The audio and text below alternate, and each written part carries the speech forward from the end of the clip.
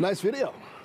Arvind Krishna, thrilled to be here with you and not an avatar or a chat bot or anything like that. There's still nothing quite like being there and talking to the carbon-based organism, so thank you. But before we get into AI and quantum, markets are tumbling again today. There's a lot going on in the world. IBM's been through a lot. Are we going to be okay right here? Because there's, I mean, the AI trade, IBM's holding up pretty well, but the AI trade kind of falling apart. There's questions about whether it's worth it. What's your take? First, John, it's a pleasure to be here with you in the flesh. Yeah. Short answer, yes, we're going to be okay. A bit more context. If you just look at the overall demographics, unemployment, productivity, the strength of the US economy, that tells me we're going to be fine in the medium and short term. Could there be a little bit of short-term uncertainty? Perhaps. Markets don't like uncertainty. That leads to what we observed yesterday and today.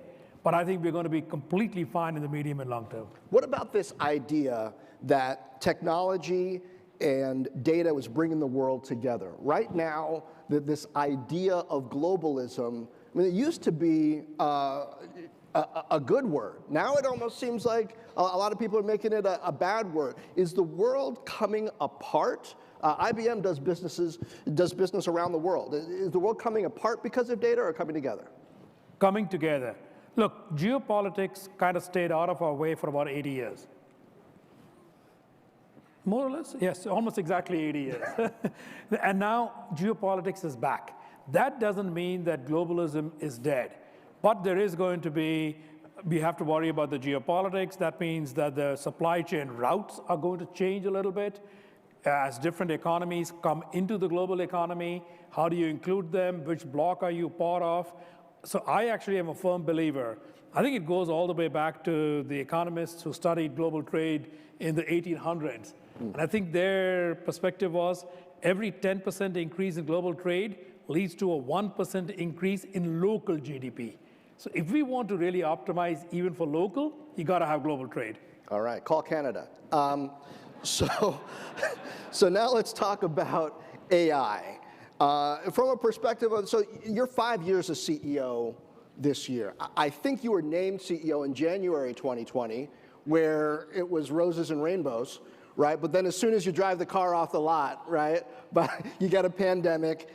But IBM's done well under your leadership. And you had this vision that was kind of unconventional at the time, that IBM wasn't going to try to be the one cloud to rule them all, that you were going to be that glue, that helper in the middle to help companies use hybrid cloud, to help companies use multiple clouds. How did that set you up for AI today? Look, so 93% of the Fortune 500 use our hybrid products. I think that's a pretty good endorsement of a hybrid strategy. And that means you've got some stuff in the cloud and you've got some stuff on premise. You got some stuff in one cloud, you got some stuff in a second cloud, you got maybe some SaaS properties, software as a service, which could be on a third cloud or actually in their own cages someplace. And you got a lot of stuff still. Right now, 50 to 60%, maybe more, still sits in what are called private data centers. So we held the view that this will be the world, and actually, as opposed to one cloud ruling them all, it'll be multiple clouds. Now you add sovereignty in other countries. Let's not forget, 80% of the global GDP sits outside the US, and now each country, or at least some of those countries, will want their own. That's the world that we live in. If that's the world that we live in, then you have to give people the software and the technologies to let them live well in that world, automate, get the productivity, but still be able to live in the environment that I just described. So that's the world we're in. And you now say, how does it set you up for AI? Only 1% of enterprise data is so far captured. Enterprise, not public data, has been captured in AI models. How do you unlock all that data? You heard the video briefly mention L'Oreal. Well, they're not going to go take all of their 150 years now of learned knowledge on cosmetics and which chemicals work on humans and just put it out there. They want to build something that they can leverage and use. And I think that's a perfect example. Every enterprise we talk to has the same, hey, I got my secret sauce. How do I unlock this? And if you can work in a hybrid environment across private and public, but be able to get them to unlock the value from that data using AI, that's kind of a perfect setup.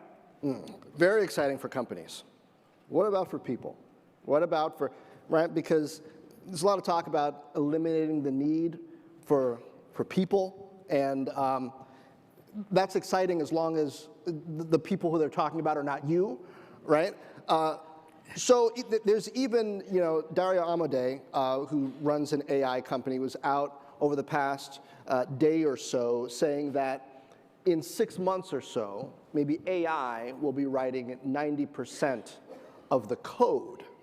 So we're not just talking about, replacing white-collar jobs in general. We're talking about code replacing the coders. Is that going to happen at that rate? No. So I'll be simple. No qualifiers. No. Okay. So first of all, I think the number is going to be more like 20 to 30% of the code could get written by AI, not 90. Are there some really simple use cases? Yes, but there's an equally complicated number of ones where it's going to be 0. So you take the blend, and I arrive at about 30%. But let me go further. The naive person might think that that means you don't need 30% of the programmers. Go the other way. If you can do 30% more code with the same number of people, are you going to get more code written or less? The answer is actually more. Because history has shown that the most productive company gains market share, and then you can produce more products, which lets you get more market share. So actually, I think this will turn around to saying, if programmers are that much more productive, whatever be the number, 20, 30, 40, you're going to get even more done, so you can get even more market share. So yes, there will be code written by AI.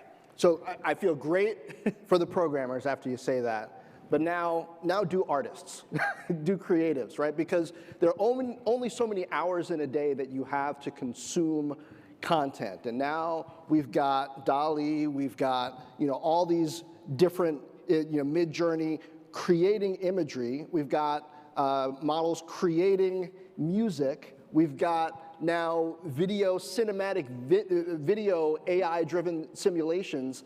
Are the creatives going to be okay? Is this a tool in their hand, or is this a replacement for them? It's a tool. Let's be straightforward. I mean, I heard all these debates about calculators when I was entering college.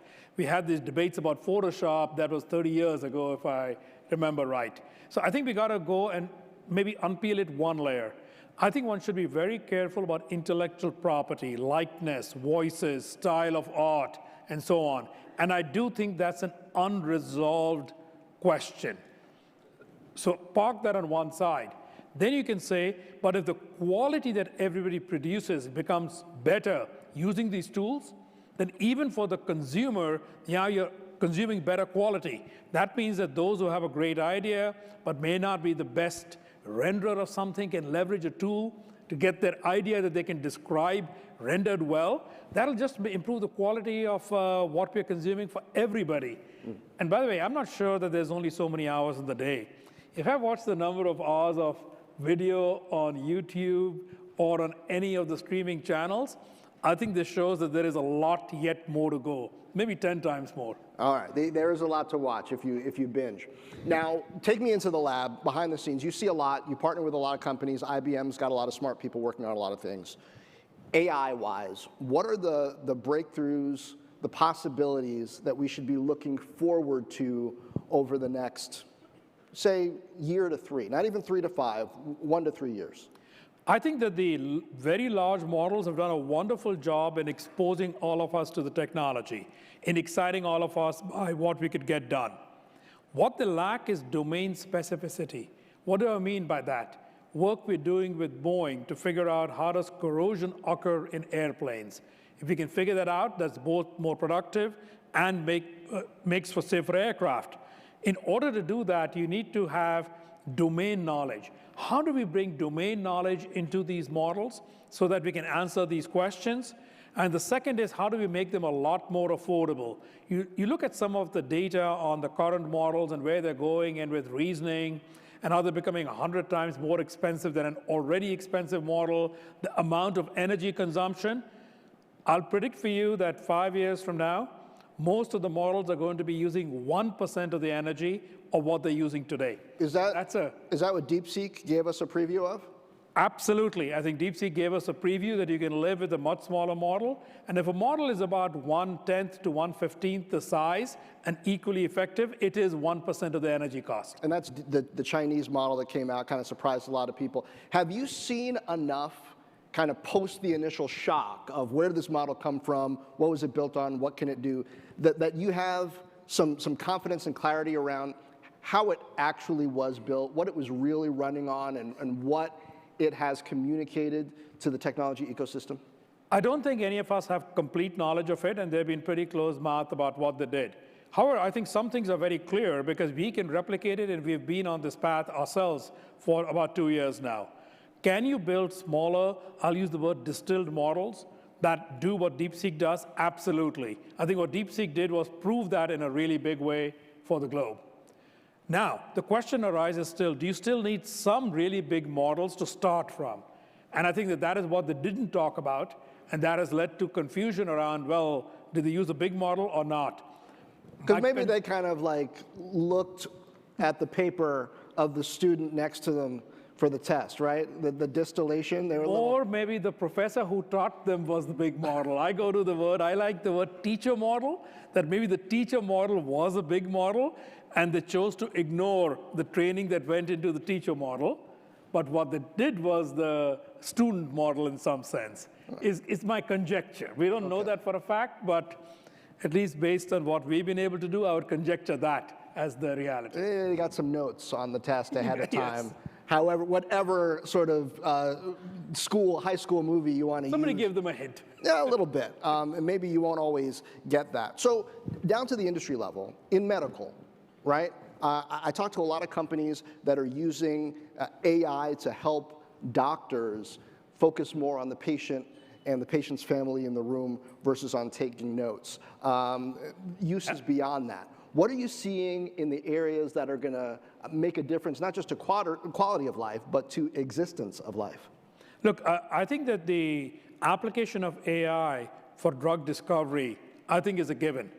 Not so much for the trials. I mean, so I parked the human safety side to one side, but there is an equal amount of time spent in that first 5, 6, 8, 10 years. If you can shorten that down to a few months, I think that'll be tremendous. By the way, in the very phase 1 of clinical trials, maybe there also, we had a great use case. I always hesitate about, use the word ad hoc examples because it doesn't mean it's a scale yet. We worked with the Cleveland Clinic, and they came out with a brand new immunotherapy that they're going to test because it can target certain cancers, and that was done using AI discovery. That's an example where you can speed up the first few years of work. I think that's tremendous. On the safety side, I do think that the human body is very complicated, so that is why we have such a rigorous protocol, and I think that has served us well, and we probably want to live with that. Now, even within that, could it speed up in how you read the reports? Could it speed up in how you aggregate the information? Could it help you in analyzing?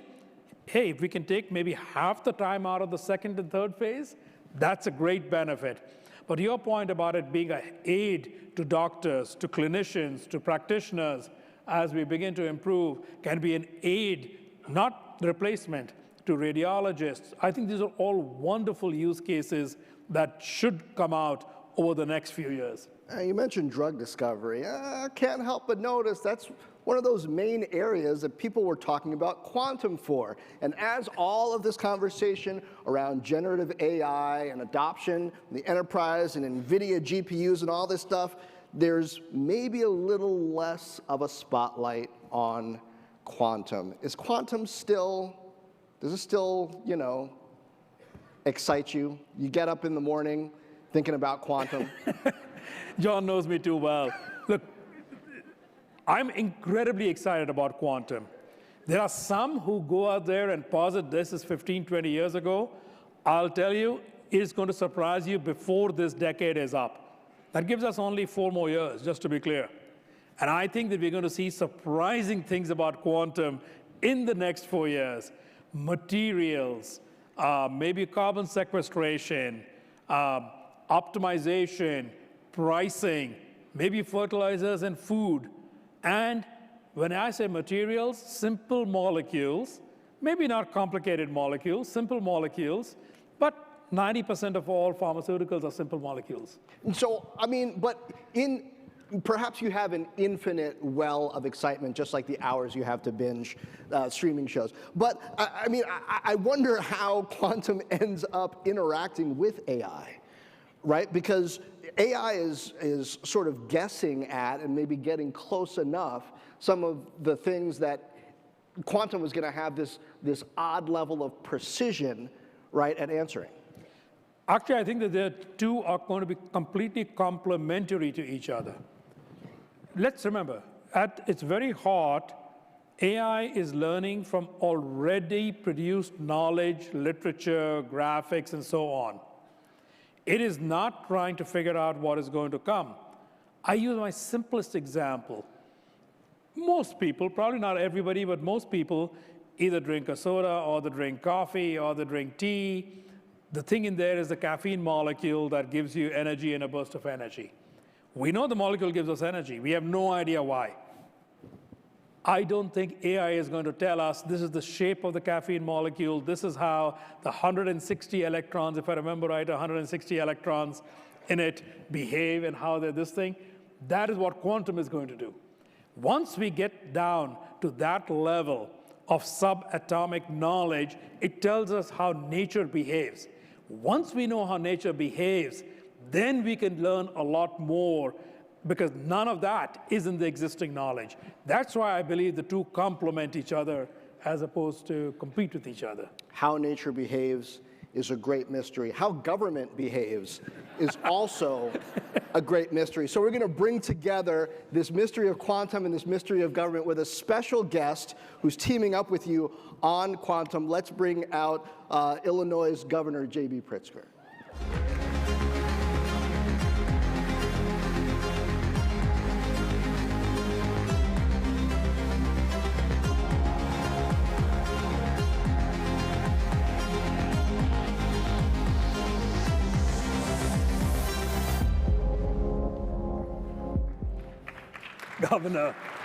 Governor,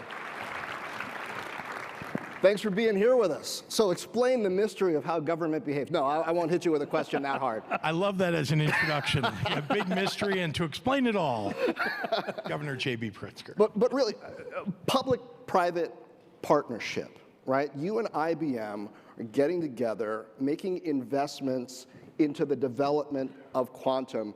I think we're at a stage right now, as we're watching this Trump administration that just got started a few weeks ago, highly transactional, right? And really scrutinizing research and expenditures on science.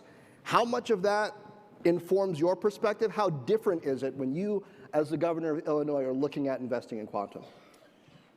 Well, let me back up just for a moment. I started as governor when President Trump was in office in 2019, 2020.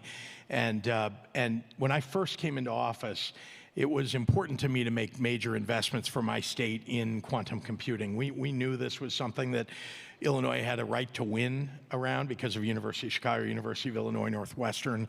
We have 5 R1 institutions, 2 national laboratories, all of which have a role in the quantum future. So we as a state tried to set the predicate to make sure that we would be a winner. And so we put an investment of $200 million in back in 2019 as a state. I mean, so unusual was that even the state of California, which is often known as a leader in technology, the government leaders there found me at the National Governors Association and said, "How did you get that done?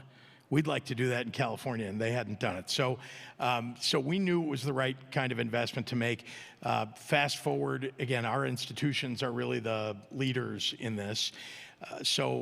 Just last year, I asked the legislature to put together a quantum campus, a support for building a quantum campus in Chicago. We had a perfect location for it. We had our first major quantum company that was interested in coming, a company called Sci-Quantum.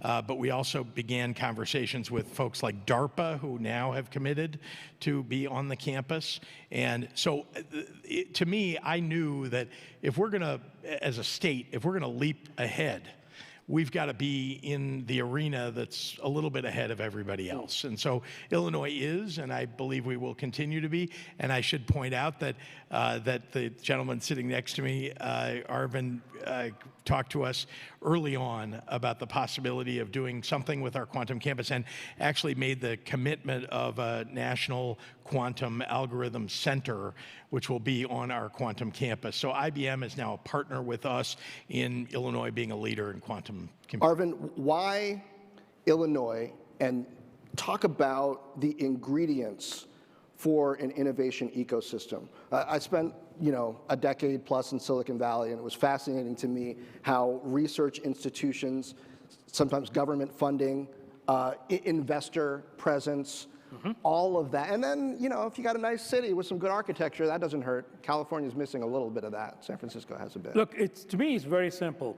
So if you believe once in a while you get these really big technological innovations that come about, they can fundamentally improve your GDP, they can improve the economy, and maybe a disproportionate share of the advantages go to the first movers who embrace them.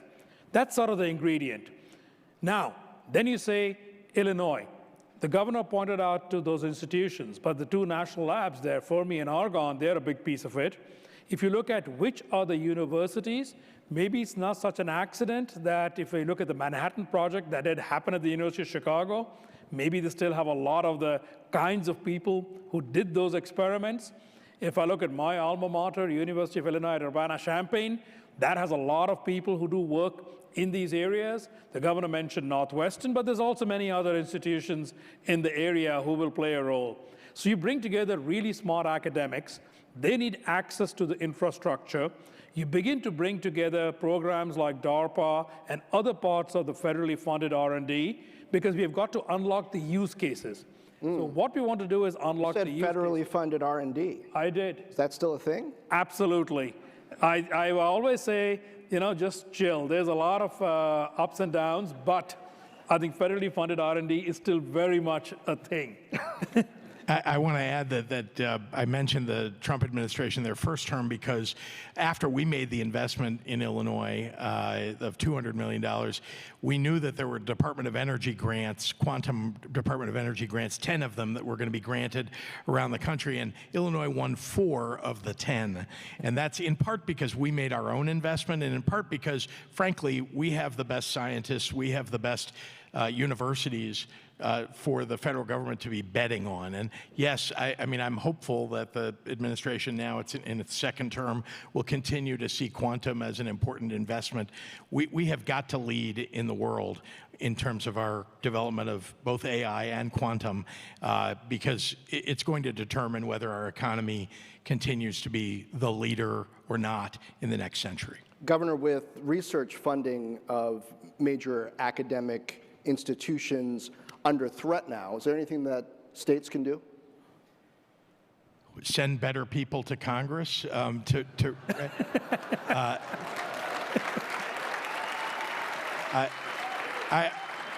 we've got great people from Illinois. Don't get me wrong. I'm just saying that we've got to make sure that we're working with our federal partners very consistently. And then I think what we did is the right thing. We made our own investment, but it's a kind of a matching investment so that the federal government understands that we're not just sort of raising our hand and saying, great, toss some money this way. We're actually making the commitment. We have the institutions that are appropriate to carry that research forward. And so we're a good bet because we're a long-term investor. Arvind, how are you planning the right time to make the right size investment in something like quantum? In the past, IBM has at times tended to get ahead of itself in the messaging about certain things. You could say that Watson was, we'll say, ahead of its time. We'll say Watson was ahead of its time. How do you get the timing right for quantum with how much you invest and when you say that things are ready? Actually, I think the governor used the word the National Quantum Algorithmic Center. That's going to be based in that rendering you saw of the real estate down on the south side of Chicago on the shores of Lake Michigan. Why am I excited about it? Because it's an example of what John just asked on the funding. We are investing in making quantum hardware. We'll get a computer ready. Now you got to unlock the people who can use it, who can do something with it. If the governor, through that center, can go bring startups, we'll give them access to the computer. We'll give the scientists at U Chicago and UIUC access. We'll have the folks at Fermi and Argonne figure out use cases that are far beyond what others are thinking about. That is what is going to get it going. Look, in the end, to me, value in technology is not derived from the invention, much as we love the invention. Value is derived from people using it. We can unlock that, then we can go get all the rest. So to your point on sometimes when we get ahead of ourselves, we get too focused on the invention and not on making sure that there are hundreds and thousands of different companies, private and public, that are using it. So that's what we're trying to get done in this case. And I think we're kind of going at the right pace in this instance. Okay. Governor, where does global talent, immigration, come in? Very often, these research institutions and these jobs that we're talking about are, you're not looking for just the local talent pool. You want to get into politics now. I didn't say politics. I just asked about. But immigration. I asked policy, about yeah. talent, global. Talent is the right focus, and I just, as you say it, and as I was listening to Arvind, I have to compliment IBM because they bring the best talent in the world, and being able to partner with a major company like IBM, a company who's got some of the best scientists in the world focused on this, and I went and visited your center, your innovation center, and very, very impressive. And so talent is where it's at. I mean, as you say, you can build the computer, but you need a whole bunch of people writing software for it. You need a whole bunch of people figuring out what the right uses are for it. And so the question is, are all of those people in the United States already? I think that's sort of inherent in your question. That's a good way to take the question. Okay. And obviously there are many, many talented people all across the world that they are attracted. They want to be in the places where innovation is happening. No matter what country they're from, if you're a scientist or you want to be a scientist, the place you want to be is where it's happening. And it's happening in the United States. It's happening in Illinois. And so that's hugely important to me. Now, the immigration policies that are necessary for that, frankly, we've all got to focus on the fact that this is a country of mostly immigrants. My family emigrated to this country from Ukraine several generations ago. And by the way, fleeing the pogroms, so they were refugees, true refugees. There are many people and they had nothing, and they didn't come with scientific talent, but had the opportunity to succeed here. And, again, the fact that we have some of the best higher education in the world makes us a hugely attractive place, and for economic development purposes as well. But there are people all over the world, Japan and Europe and all across Asia, Africa and elsewhere, Australia, where that talent, we want them to come. They want to come to the United States. We want them to come to the United States. We want people to come here and bring their talent with them and apply that talent. And we want to develop our own talent as well. But you can't develop it as well if you're not bringing the best people from across the world for our people to learn from too. So we should be an international talent hub, and we should have policies that go along with that. Arvind, who are you looking for as IBM right now in a global talent pool? How has the skill set, even the soft skill set, shifted in this environment where we're talking about AI, we're talking about quantum? Look, these shifts are more in the future. If I look right now, the talent pool that is there in higher education, because that's where we draw the kind of talent for AI and quantum from, is still very much there. Or there's a lot of statements are being made about shutting this down, but the ones coming into college are not yet shut down. So we can draw from a global pool. You can also draw from a global pool when it's remote work that can be outside the country. So that's a second. I'm actually optimistic that for the high skill sets, and there is enough noise on both sides of the aisle that you do want to preserve that talent, that we will come to some policies that will let that set go. That is different than wide-scale national level immigration policy. So that's kind of where I end up on this topic. And I do believe, having watched now personally the last 40 years, but reading history the last 80 years of immigration, that we will find a way to make sure that the correct talented people are here, which is different than the widespread immigration policy. Okay. Well, Governor, I appreciate you spending this time with us. I know you got a big state to run in some quiet times in America. Very calm, very calm. Everything's good. Yeah. Thanks for It's taking easy. I get some, to sleep through it. You know? Yeah, thanks for taking some time out with us. Thank you. Appreciate you both. Governor, thank you.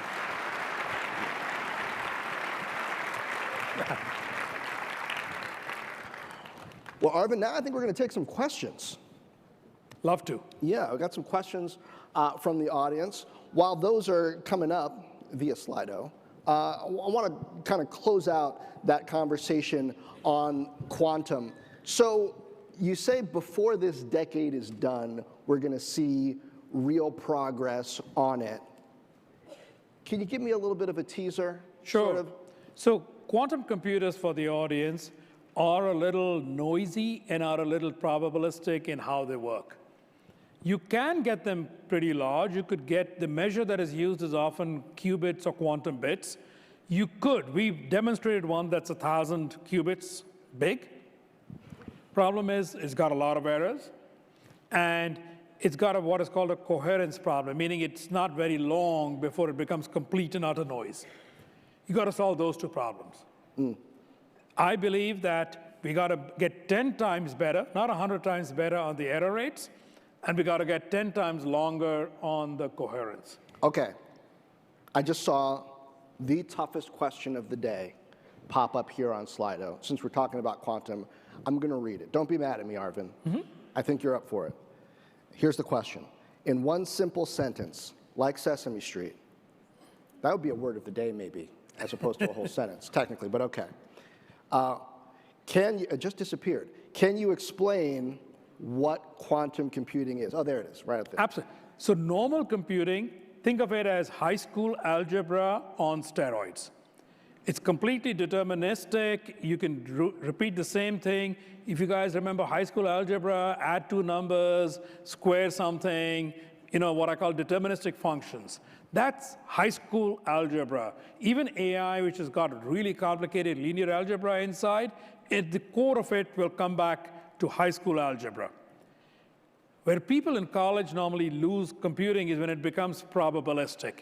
When you start talking about words like, find me a minimum energy state, it becomes very complicated math and becomes almost impossible to solve.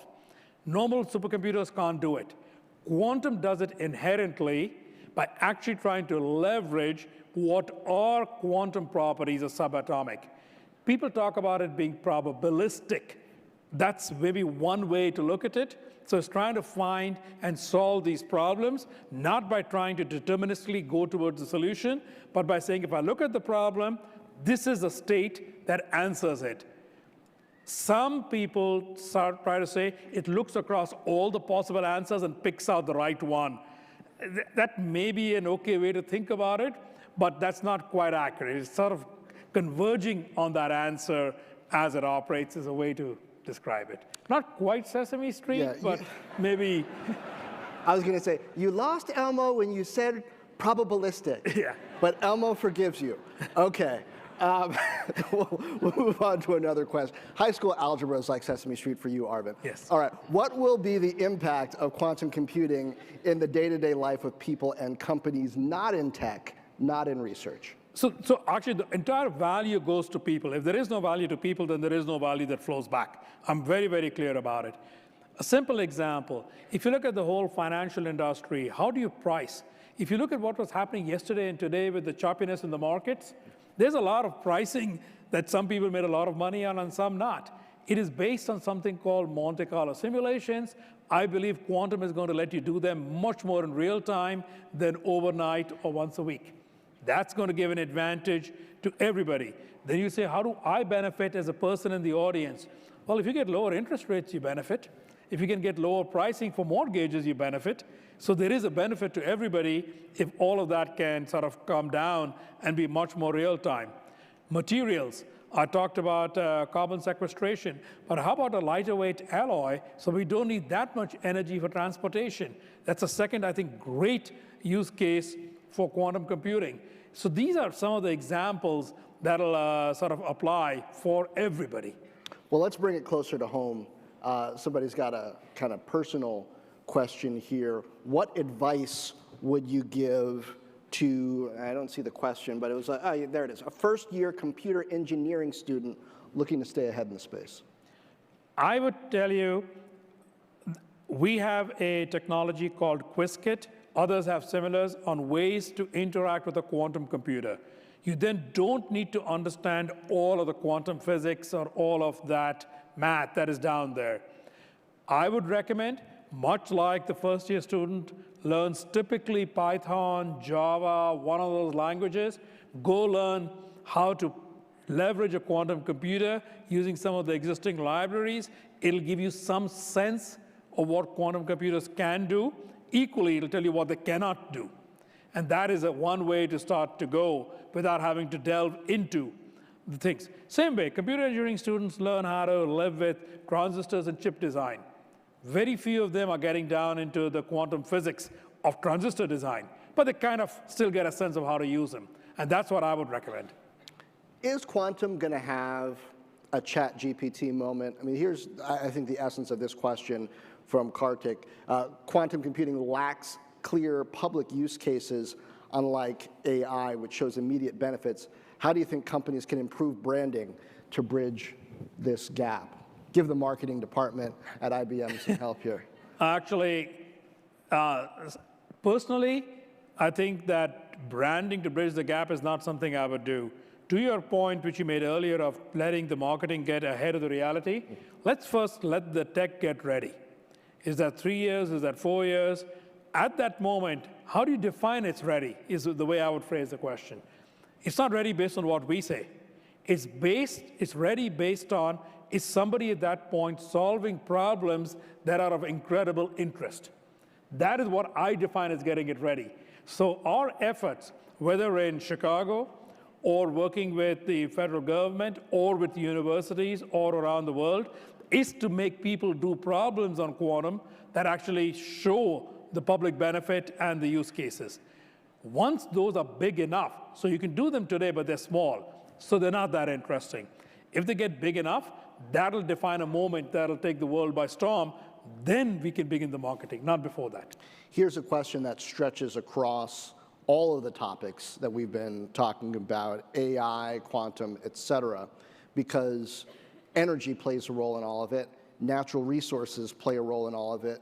What's the role of water, and how is IBM addressing the water shortages, water access in the areas where these resources need to be available? So first, where quantum is concerned, it actually uses only about 100th the energy of AI. So it does not really have all of the same issues, and it does not have the water issues of liquid-cooled data centers. But it's got to be very cold, right? It's got to be really, really cold, but then the amount of energy it uses is very, very tiny. So you cool it down, but it is cooled using actually liquid hydrogen, liquid helium, and you use metal plates and all kinds of complicated thermochemistry to get it down. But we're talking tens of kilowatts. We're not talking megawatts.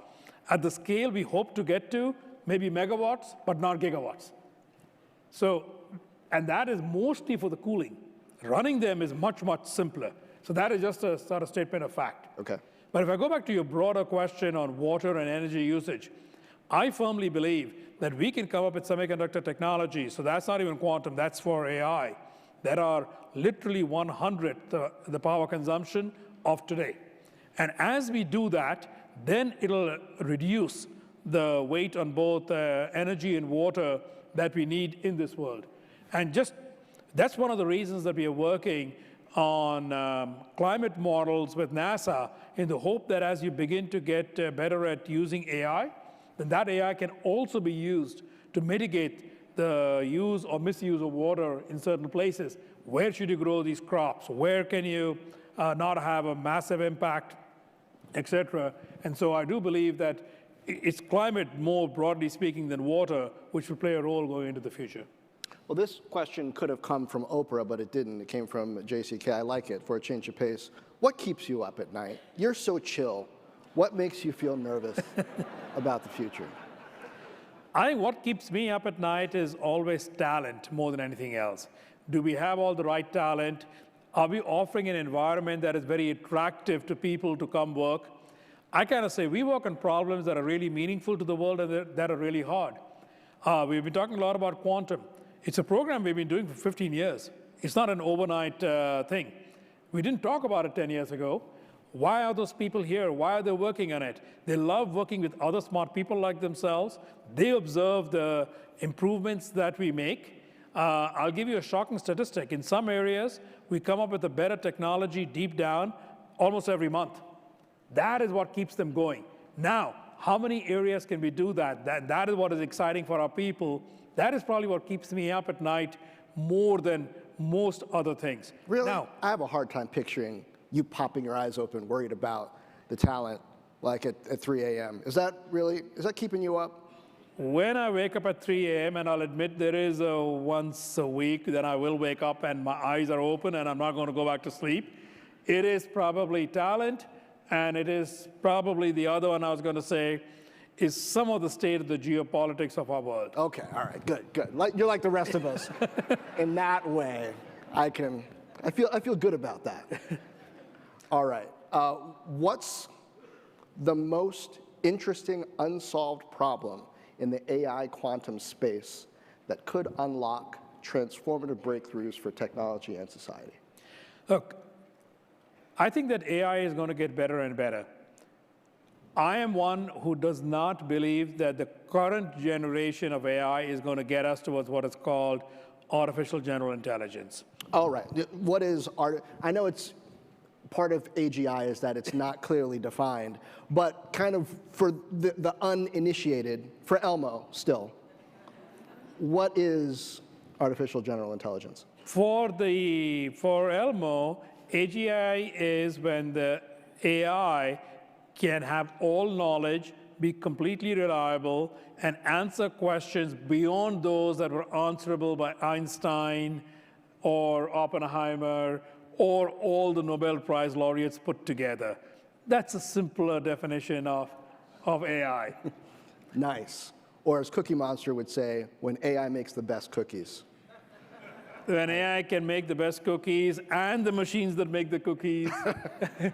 I was a big fan of Sesame Street growing up, so that's just going to be stuck in my head. As we bring this conversation to a close, what's the most important thing for the individuals at South by Southwest to keep in mind at a time, I would say, of high anxiety about multiple things, about the role of technology, the role of business, the role of government, geopolitics? Look, I think what we all strive for as society is to improve the quality of life. And I'm not going to define that. That's because each person has some of their own definitions. How do you improve quality of life? You've got to improve productivity in society, and you've got to be able to give democratized access to those benefits to everybody. Note, I didn't say exactly equal, but democratized. Everybody has to have access to them. If you want to go after those two things, technology has proven wonderful, but I'm going to define technology really broadly.